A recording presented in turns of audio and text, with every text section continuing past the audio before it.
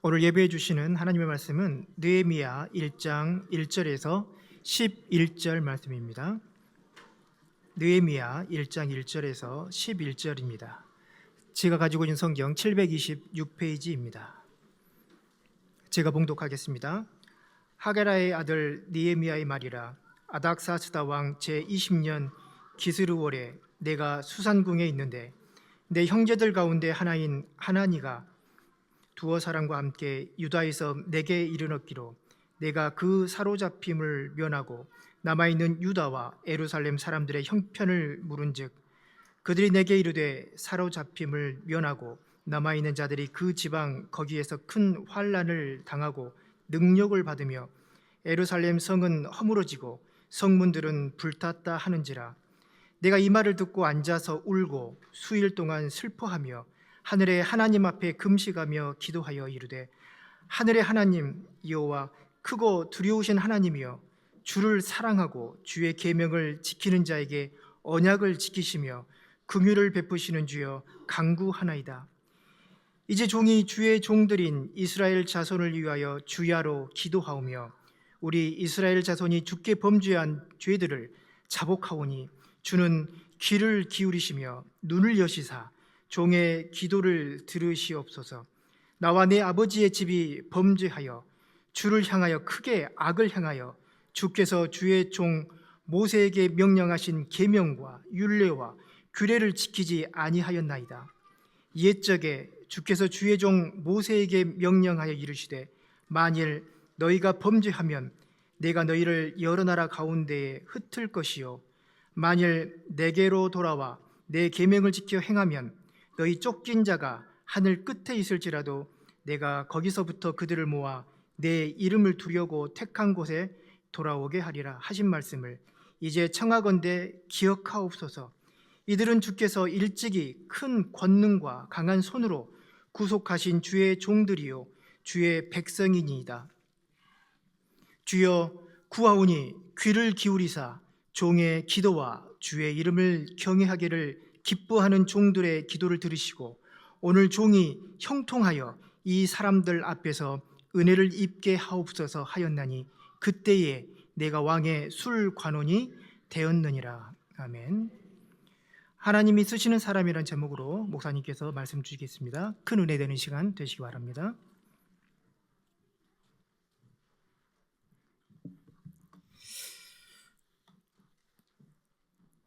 오늘 이 시간에는 우리 장학위원회 헌신 예배죠. 또 지난 학기 또 이렇게 추천되어지고 또 성적이나 많은 내용들을 가지고 또 오늘 이렇게 장학생들을 선발해서 이렇게 장학금을 전달했습니다.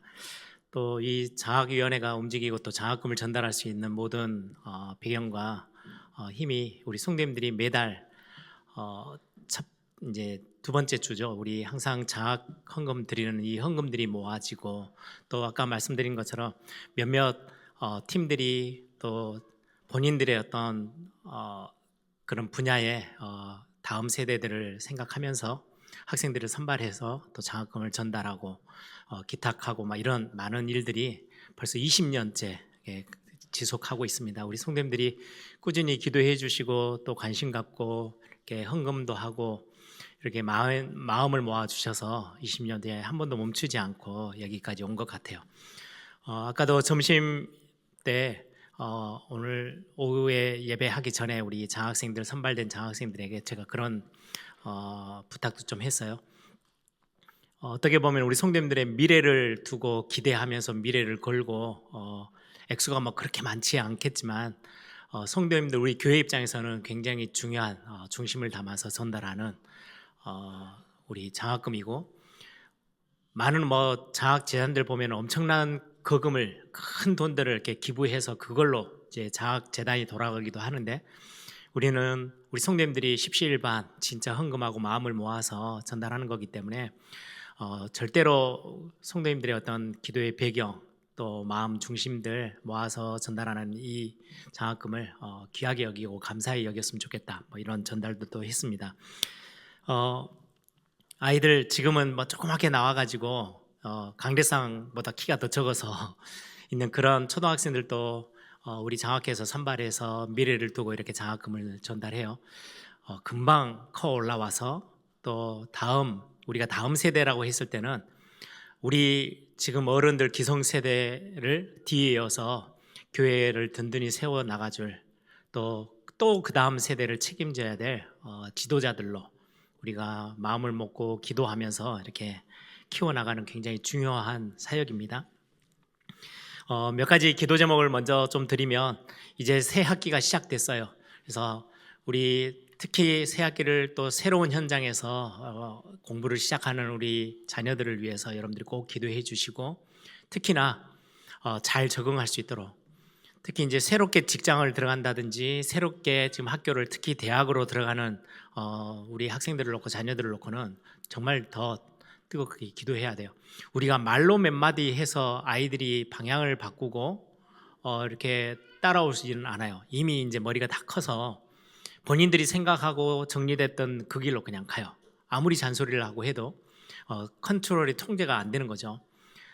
진짜로 그렇게 크기 전에 어릴 때 우리가 언약을 심으려고 하는 예를 쓰는 이유는 하나님을 인격적으로 만나게 하려고 하는 이유는 거기 있어요. 하나님이 컨트롤하시고 하나님이 인도하시도록 그 영향력 속에 들어가면 어떤 현장에 내놓아도 하나님이 원하시는 사람으로 쓰여지기 때문에 그렇습니다. 그래서 여러분들이 꼭 새 학기를 놓고 기도해 주시고 특히 오늘 장학금을 받는 우리 모든 장학생들이 그 새 학기 또 새 현장에서 흔들림 없이 언약 안에서 굳건히 설 수 있도록 특히 운동하는 친구들은 지금 정말 오랜만에 얼굴 본 친구들도 있어요. 운동하고 막 주일날 특히 막 훈련하고 막 이렇게 하잖아요. 근데 오늘 장학금 수여식이라고 다 앞에서 와서 이제 얼굴을 비춰주는 거 보고 너무 감사하기도 하고 여러분들이 진짜 기도 많이 해 주셔야 돼요. 각자의 달란트와 재능을 가지고 하나님 앞에 영광 돌리는 그런 축복된 학생들이 되게 해달라고. 그리고 이제 3월달 이제 날씨가 조금 이제 풀리기 시작하면 우리 어른들 권역 사역들도 어느 정도 정리하고 있다가 힘을 내서 더 또 뛰는 그런 또 시기가 3월달이기도 합니다.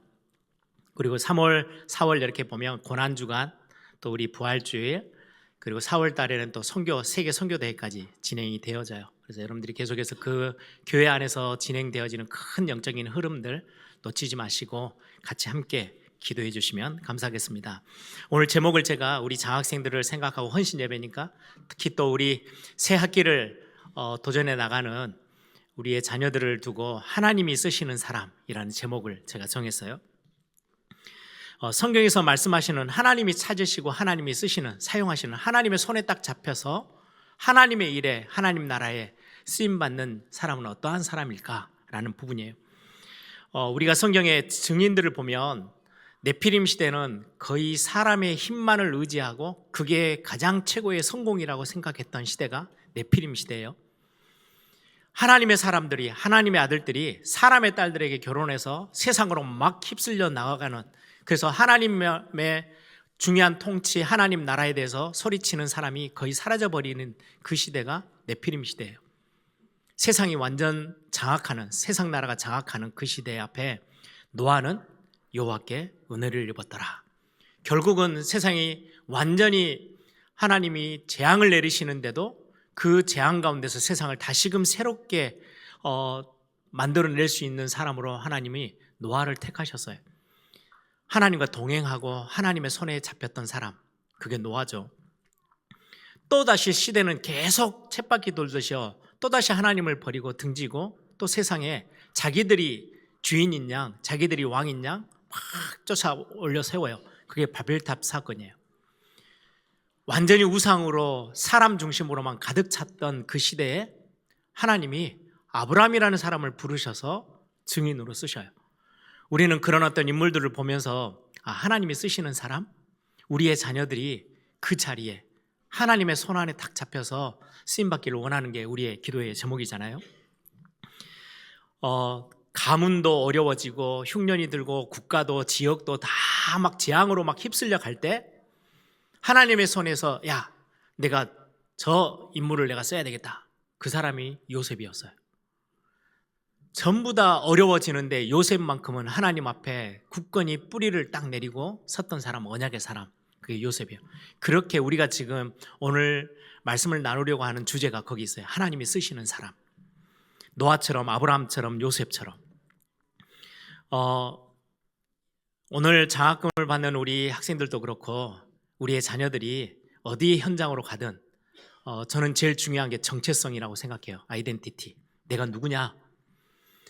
하나님이 우리를 부르시고 택하셨는데 그럼 왜 나를 하나님의 자녀로 택하셨고 구원하시기 위해서 내 삶의 모습과 전혀 상관없이 딱 하나님이 지명해서 부른 거거든요. 그래서 이사야서 43장에는 내가 너를 지명하여 불렀어. 너는 내 거야. 그렇게 하나님이 부르신 이유가 있어요. 우리가 주보에 보시면 예배 주일 아침에 예배하는 공예배 때 제일 첫 번째 나오는 순서가요. 예배 부름이에요. 하나님이 예배로 여러분들을 예배의 자리로 부르셨다는 말이에요. 그거를 우리 목사님들이 사회 보시는 목사님들이 말씀해 주죠. 하나님이 우리를 예배 자리로 부르셨습니다. 오늘 하나님이 저와 여러분을 딱 한 명 한 명 지명해서 부르셨어요. 당연히 주일날 아침이니까 예배하러 가야지? 아니에요. 내 건강이 조금만 약해져도 올 수가 없어요. 여러분들이 뭔가의 일이 복잡해지면요 올 수 없는 거예요. 그건 하나님의 은혜가 있어야만 예배 자리로 나올 수 있어요. 하나님이 부르셨어요. 그래서 예배 자리 나올 때 예배 순서 자체가 예배로의 부름, 하나님이 나를 부르셨구나. 부르셨을 때는 분명히 하나님이 전달할 게 있는 거예요. 그렇죠? 그게 우리가 예배하러 나오는, 그러면은 하나님이 이 시대의 학생으로 또 예일 장학생으로 지금의 여러분들의 자녀로 하나님이 이 자녀들을 허락하셨을 때는 분명한 부르심의 이유가 있고 사명이 있어요. 그게 소명이고 사명이에요. 이걸 아는 게 정체성이에요. 여러분들 오늘 그런 어떤 답에서 그러면 하나님이 나를 이 자리에 부르셨는데 왜 부르셨지? 내가 그러면 무엇을 안 놓쳐야 되고 어떤 것들을 붙잡고 가야 되지? 라는 것을 오늘 간단하게 말씀을 좀 붙잡아야 되겠습니다. 질문 하나를 여러분들에게 던진다면 여러분들의 마음을 상하게 하고 뭔가 막 여러분들의 마음을 복잡하게 만드는 게 어떤 겁니까? 거의 대부분 나로 인해서 그럴 거예요. 내 것이 빼앗기든지 내게 뭔가가 안 되어지든지 누군가가 내 것을 빼앗아 가려고 하든지 누군가 나를 무시하고 인정해 주지 않으면 엄청 마음이 복잡하고 상해요. 뭔가 계획을 세웠는데 내 생각대로 잘 안 돼요. 그럼 마음이 상하죠. 문제가 생기기도 하고 열심히 했는데 실패를 경험해요. 그러면 어마어마하게 마음이 상해요. 우리는 주로 그럴 때 마음이 많이 상해요. 저는 제 성격이 좀 그런지 몰라도 엄청나게 큰 문제가 생겼다 그러면 어쩔 수 없지 문제가 생긴 거는 해결할 답을 찾아야지 이런 쪽인데요. 아주 사소한 거, 작은 거. 내 앞에서 뭔가를 결정해 나가는데 누군가가 앞뒤 없이 뭔가 정확한 사유가 없이 그냥 어거지로 막 밀어붙일 때 무조건 반대할 때 무조건 뭔가 하려고 할 때 저는 그거 굉장히 화가 나요. 그때 되면 제 감정이 컨트롤이 안 될 만큼 화가 확 치서 올라요. 그래서 가끔 제 아이들이 저한테 아빠 엄마가 그러는데 우리도 똑같아. 아빠 밖에 나가서 제발 싸우지 마. 그런 이야기를 자주 해요. 교회 안에서는 제가 굉장히 이성적으로 참고 이렇게 있는데 밖에 나가면 감정적인 부분이 팍 폭발할 때가 많아요. 앞뒤 없이 그냥 예를 들면 예전에 한번 제가 무슨 국제 행사를 우리 한국에서 하고 있는 굉장히 중요한 각 나라 대통령들이 오고 그런 행사였는데 그러다 보니까 공항마다 엄청 검색을 강하게 하는 거예요.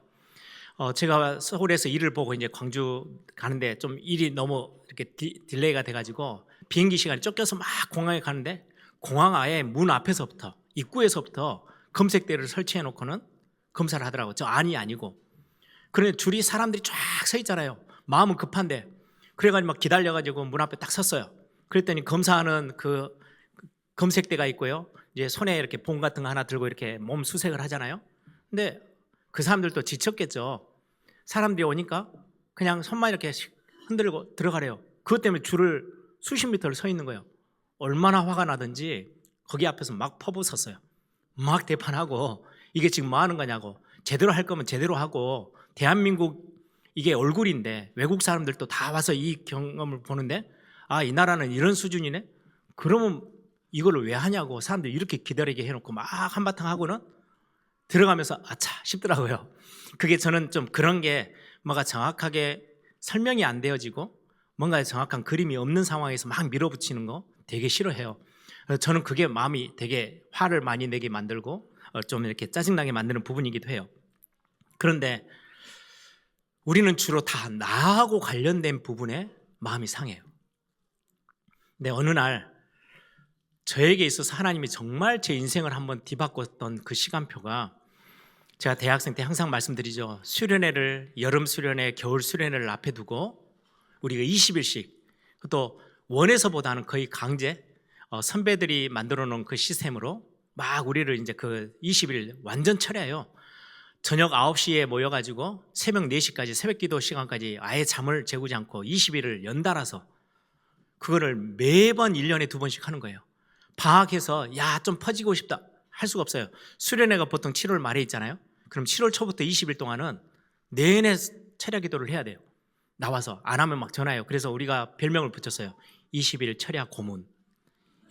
너무 힘드니까. 아니, 대학 1학년, 2학년 학생들, 3학년 학생들이 무슨 대단한 일이라고 나와가지고 내가 문제가 생겨서 잠도 못 자고 막 이가 갈릴 만큼 내 문제면 뭐 기도하는 거 충분히 할 수 있는데, 그게 아니에요. 수련회 때문에, 수련회 참석하는 청소년들 때문에 20일을 잠을 자지 않고 이 아이들을 위해서 기도해요.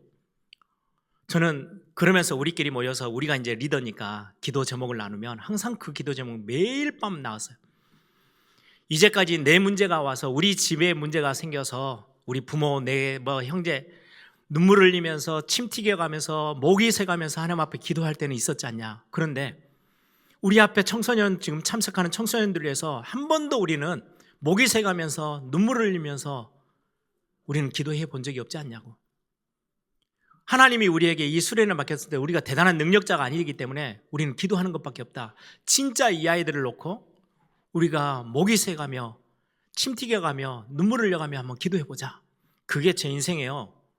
내가 아닌 남을 위해서 기도하는 굉장히 중요한 시간표가 됐어요.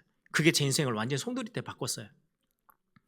오늘 우리는 이 본문에서 하나님이 쓰시는 사람이 어떠냐, 현장을 보면서 지금의 교회의 모습들, 지금의 많은 교회 안에 세워져 있는 중직자들의 모습들을 두고, 또 우리의 청소년들, 청년들, 다음 세대, 또 세상에 펼쳐져 나가는 엄청나게 하나님 없는 그 문화들이 막 세상을 장악해 나가는, 거기에 또 막 떠내려가는 우리의 자녀들, 이 모습을 두고 안타까워서 마음이 상하고 눈물을 흘리는 것. 어느 날 제가 말씀을 묵상하다가 이사야서 6장, 또 이사야서 30장, 에스겔서 22장 나중에 한번 읽어보세요. 거룩하신 하나님의 이름이 완전히 땅바닥에 떨어지고, 하나님의 이름이 업신여겨지고, 사람들이 다 발로 밟고, 하나님이 온데간데 없이 우상보다 더 아무것도 아닌 존재처럼 완전히 땅에 아무 가치 없이 던져지고 있는 그 모습에 하나님이 너무 안타까워하는 그 마음이요, 제 젊은 대학생 때 제 가슴을 치고 들어왔어요. 그게 지금까지 제가 이 사역을 할 수밖에 없는 이유 중에 가장 큰 이유예요. 하나님, 이 일이라면 제가 능력도 없고 아무 실력이 없는데도 불구하고 하나님, 진짜 하나님의 이름을 업신여기는 세상을 한 번 정도 바꿀 수 있는 그런 교회가 든든하게 세워지는 이 일에 하나님, 나를 한 번만 써주시면 안 되겠습니까? 그게 제 젊은 날, 그 날이 새도록 기도했던 그때의 기도가 저를 지금까지도 버티게 만들고 저를 붙잡고 있는 거예요. 오늘 느헤미야서를 보면 딱 그 느헤미야의 모습이 그러하죠. 느헤미야는 자기가 먹고 사는 문제는요 전혀 걱정이 없어요. 11절 제일 마지막에 보니까 그때에 내가 왕의 술관원이 되었느니라. 술 맡은 관원이에요. 그러면 술 맡은 관원이면 그냥 술을 이렇게 주는 게 아니고요, 거의 그 나라에 지금 바사 왕국, 성경에는 바사 왕이에요. 바벨론이 무너지고 나서 메데 바사, 지금으로 따지면 페르시아예요. 이란. 그 나라가 지금 페르시아 왕국에 아닥사스라는 왕의 술을 맡고 있어요. 그때 당시는 왕들이 제일 많이 죽어나가는 게 늙어서 죽는 게 아니고요, 암살이에요. 그 반대편 세력들이 어떻게든지 저 왕을 무너뜨려야 자기들이 뭔가를 또 얻을 수 있으니까 어마어마하게 감투 싸움, 암살 이런 것들이요, 배신, 이게 어마어마하게 많았어요. 그러다 보니까 음식 하나하나, 우리 여러분들 사극 좋아하시는 분들 기미상궁 있죠. 음식을 먼저 먹어봐요. 그 상궁은요 힘이 막강해요. 술 맡은 간호는 왕이 술을 먹어야 되는데 이 술을 가지고 왕에게까지 나아갈 수 있는 거 거의 그 나라의 2인자 3인자 정도면 되는 거예요. 거의 비서실장 같은 역할이에요. 엄청나게 힘이 있어요. 그냥 단순히 술을 심부름 하는 게 아니고요, 왕의 목숨을 좌지우지할 수 있어요. 왕이 확실하게 믿을 만한 사람이어야만 그 자리에 세우는 거예요. 왜? 내 생명을 담보하고 맡기는 일이니까. 그 정도의 위치에 있으면 자기 자녀들과 자기는요 먹고 사는 데는 전혀 문제없는 사람이에요. 느헤미야가 가장 패권 국가, 가장 최고의 페르시아라는 나라, 바벨론을 무너뜨려 버렸던 나라의 왕의 술 맡은 간원이에요. 최고의 자리죠. 그리고 이 느헤미야는 지금 바벨론 시대가요 70년이라는 시간이 흘렀어요. 예루살렘을 완전히 무너뜨려 버리고 70년이 지났어요. 그리고는 70년 만에 바벨론이 무너지고는 그 다음에 올라선, 그 바벨론을 삼키고 올라선 나라가 바사 페르시아 나라예요. 그러면 벌써 70년이 훨씬 지났죠. 페르시아의 바사 왕의 가장 첫 번째, 이스라엘 백성들을 70년 만에 다 고국으로 돌아가라 포로 귀환시켰던 왕이 여러분들 아는 고레스 왕이에요. 그 첫 번째, 페르시아의 첫 번째 왕이에요. 두 번째는 거의 다리오 왕, 세 번째, 네 번째 왕이 아닥사스다 왕이에요. 그러면 시간이 거의 100년이 지났죠. 포로로 잡혀오고 유다 나라가 멸망하고 나서. 그러면 지금 느헤미야라는 이 관직에 앉은 사람은요 한 30대 40대쯤 될 거예요. 그러면 예루살렘에서 태어난 적이 없는 사람이에요. 벌써 2세 3세 4세쯤 돼요. 포로 시대 한 4세 3세쯤.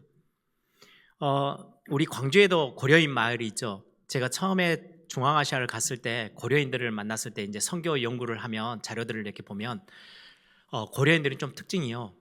2세만 돼도 고려인들은 고려 시대 때 넘어간, 우리 한민족이 러시아 쪽으로 넘어간 사람들을 고려인이라고, 고려에서 왔으니까 고려인이라고 부르는데요. 2세 3세만 돼도요 한국말을 전혀 못해요. 부모들이 1세 부모님들이 아예 한국말을 안 가르치셨대요. 왜요? 그 나라에 적응하고 그 나라에서 먹고 살려면, 이왕 이쪽으로 이 나라로 쫓겨왔는데 먹고 살기 위해서 중앙아시아 다른 나라까지 이민 갔는데, 거기서는 러시아는 태어났을 때 하던 그 발음하고 배워서 하는 거하고는 너무 차이가 나니까, 배워서 하는 발음이면, 러시아 말이면 중요한 자리를 들어갈 수가 없어요. 먹고 사는 문제가 턱 걸려요. 그래서 부모님들이, 1세 부모들이 한국말을 아예 안 가르쳤어요. 처음부터 러시아 말로만, 그래야 살고 자기 자녀들이 먹고 살 수 있으니까. 그러다 보니까 3세 정도 됐다 아예 한국말을 하기가 힘들어져요. 조선족이라고 했을 때 거의 많은 부분이 독립운동가들이요, 이 조선 땅에 살 수 없어서 중국으로 많이 이주해서 갔어요. 하얼빈이나 이런 데로. 그렇죠? 거기서는 독립운동가다 보니까 우리의 한민족의 정서를 절대로 놓치면 안 돼. 그래서 한국말을 가르쳐요. 그래서 지금도 중국에는요 조선족 학교가 있어요. 한국말 가르치는.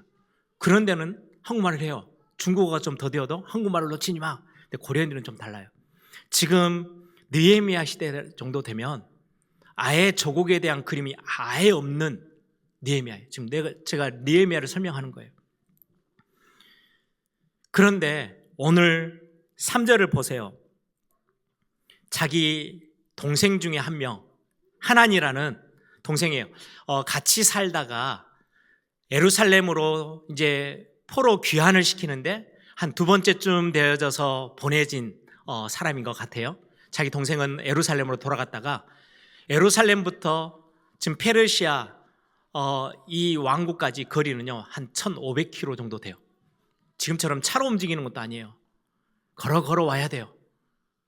그러면 지금 하난이라는 자기 형제가 예루살렘에서부터 지금 다시 지금 느헤미야가 있는 수상궁으로 와요. 왕궁으로. 그게 1,500km가 넘는 그 거리를 걸어와서 형에게, 느헤미야에게 알리는 소식이 그거예요. 지금 예루살렘 성벽이 다 허물어지고, 그리고는 누구 하나도 거기에 관심이 없고 세우지를 않으니까 예루살렘 성들 하나님의 백성들이 능욕당하고 어려움당하고 있다라고 소식을 전해줘요. 그게 3절이에요. 그리 내게 이르되 사로잡힘을 면하고 남아있는 자들이 지금 포로 귀환해서 간 사람들이 그 지방 거기에서 큰 환난을 당하고 능욕을 받으며 예루살렘 성은 허물어지고 성문들은 불탔다 하는지라. 이 소식을 듣고 느헤미야가 한 번도 가보지도 않았고 태어나지도 않았고 그 문화하고는 전혀 상관없이 이미 페르시아에서 뿌리를 내리고 거기에서 완전히 삶의 모든 것들이 형성된 느헤미야인데 그 소식을 듣고 앉아서 울며 수일 동안 슬퍼하며 하늘의 하나님 앞에 금식하며 기도했대요. 왜 하나님이 느헤미야를 쓰셨겠어요? 이 마음이 있는 거예요. 하나님의 교회가 구약 교회는 모델이잖아요. 그냥 단순히 예루살렘이 아니에요. 하나님의 성이 아니에요. 구약 교회를 상징해요. 하나님의 백성들, 하나님의 교회가 무너지고 세상 앞에 짓밟히고 있을 그 모습의 소식을 듣고 울며 수일 동안 금식하며 기도했대요. 저는 이 하난이라는 동생도 그 형제도 대단하지만 제일 1절에 나오는 하가랴의 아들 느헤미야의 말이니라 그래야 되죠. 하가랴는 부모예요. 느헤미야의 아버지. 저는 이분이 진짜 대단한 것 같아요. 느헤미야라는 이름 뜻이요, 여호와께서 위로하셨다라는 말이에요. 하나니라는 말은요, 자기 지금 형제죠. 하나니는 여호와는 은혜로우시다. 이름부터가 언약적인 이름을 딱 지어놨어요.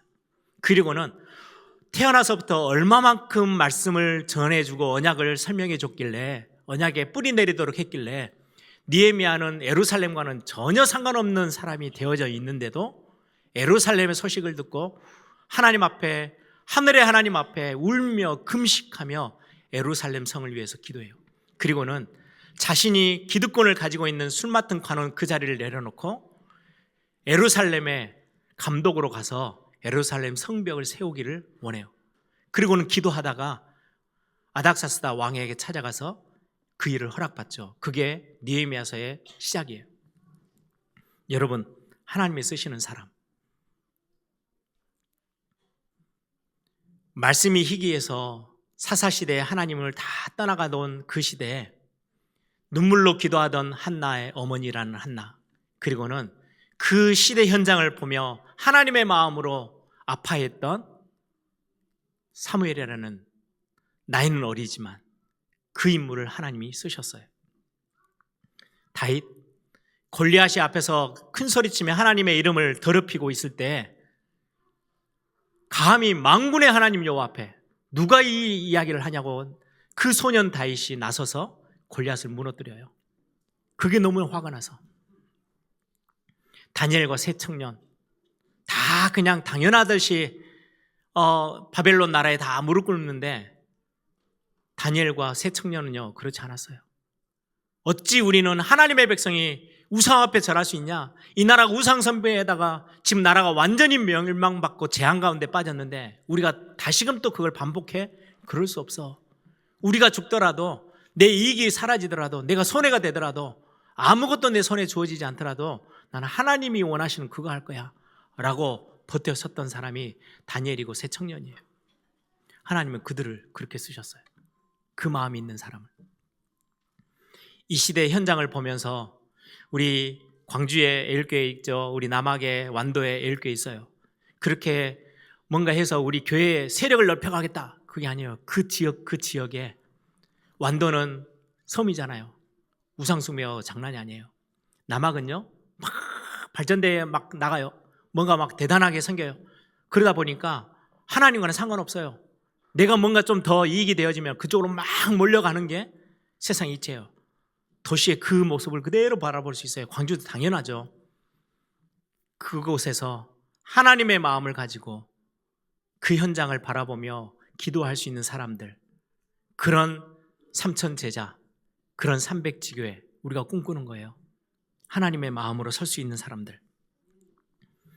정치, 경제, 문화, 사회, 우리 대한민국만 봐도요, 세계를 다 떠나서 아무 상관없이, 하나님과 상관없이 자기 배를 배우기 위해서 시대를 흔들고 있고 어렵게 만들고 있는 수많은 현장들의 모습들, 그 놓고 기도할 수 있는 사람을 하나님은 오늘 또 찾고 계세요. 말씀을 정리합니다. 우리가 후대 사역 중에 장학위원회를 만들고 이 사역을 하는 때는 분명한 이유가 있어요. 지금의 우리의 자녀들, 이 세대들이요, 다음 세대의 주역이 되어야 되는데 세상에 문화가 닥쳐오면 여지없이 그냥 흘러 떠내려가요. 그걸 어떻게든지 막아야 되겠다. 내가 조금 어려워도, 내가 좀 힘에 겨워도 우리가 힘을 모아서 기도해서 우리가 어떻게든지 정말로 하나님이 원하시는 것을 위해서 헌신해서라도 이 아이들을 어떻게든지 지켜내자. 이게 우리 후대 사역에 있어서 굉장히 중요한 부분이기도 해요.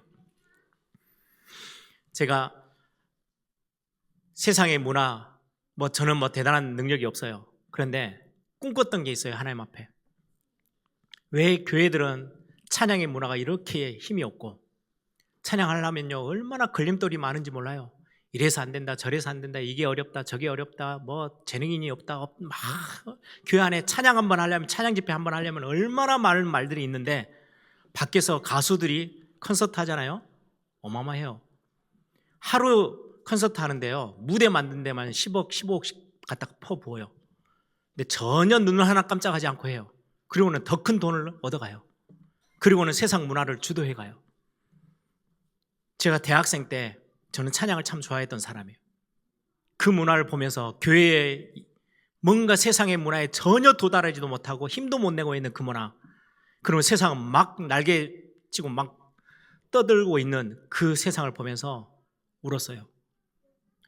하나님, 진짜 하나님을 높여드리는 찬양, 그 찬양이 정말 모든 나라, 계시록 7장에 있는 것처럼 모든 민족과 멸방과 백성과 방언에서 막 찬양되어지는, 수많은 언어들로 찬양되어지는 그 장소가 있다면 이 땅에 저 구석에서라도 한번 서봤으면 좋겠어요.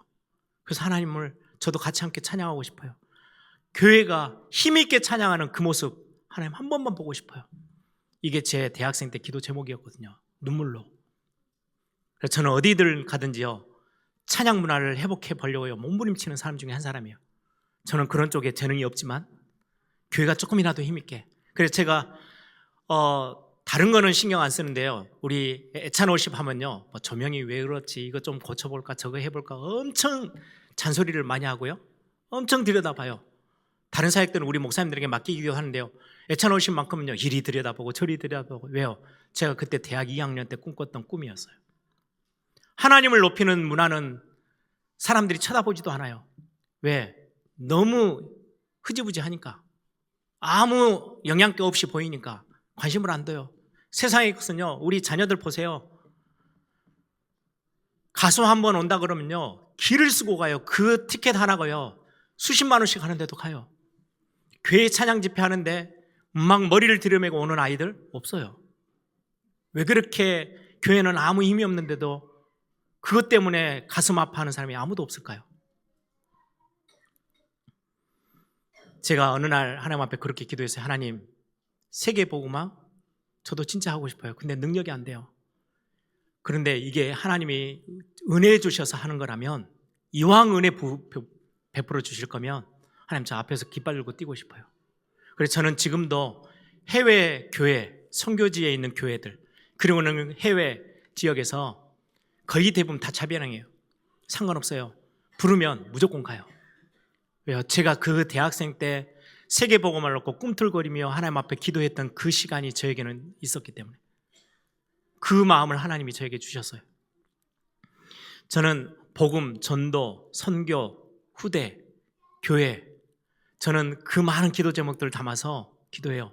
거기에 올해는 도전하고 싶어요. 우리가 조건들을 따지면 아무것도 못해요. 그러나 할 수 있을 때 우리가 기도하면, 우리가 힘을 모으면 못할 게 없어요. 그래서 저는 이 복음운동, 전도, 진짜 생명 살리는 일이 너무 중요하기에 이제까지 훈련했어요. 그러면 이제는 우리가 마음껏 현장에서요 사람들 살려내는 그 사역들을 감당해야 해요. 선교, 이번에도 또 선교대회가 진행되어져요. 저는 선교지 교회들을 여러 대학생 때부터 수도 없이 봤어요. 얼마나 어렵고 얼마나 힘든지. 목회자가 자리를 한 번을 못 비워요. 왜요? 그럼 교회 문 닫아야 되니까. 한국 교회가 너무 달라요. 그게 선교지에 있는 현장의 교회들이에요. 너무 힘들어요. 그리고는 선교 헌금에요. 목매요. 그럴 수밖에 없잖아요. 선교 헌금이 한국 교회에서 안 오면요, 자녀들 교육도 안 되지요. 교회 사역도 안 되죠. 본인들 먹고 사는 것 자체가 다 브레이크가 걸리는데요. 그러니까 선교 후원해 주는 교회예요. 거의 종처럼 고개를 숙여요. 그래야 살 수 있으니까. 그런 모습들을 대학생 때 선교 현장에서 보면서요, 내가 앞으로 교회를 섬기고 심부름하면은 우리 교회는 어떤 선교를 해야 될까? 어떤 자세로 선교지를 바라봐야 될까? 정말 많은 생각을 하고 하나님 앞에 기도해요. 우리 에일교회가 하나님이 쓰시는 사람, 하나님이 쓰시는 교회가 되려면 어떤 심부름을 하고 어떤 마음으로, 어떤 사명으로 우리가 어떤 마음을 가지고 뛰어야 될지 오늘 느헤미야서를 통해서 확인하는 시간이 되기를 소망합니다. 정말 교회라는 거는요, 이 예배당은요, 이 모든 일을 하는데요, 가장 중요한 배경이에요. 힘이에요.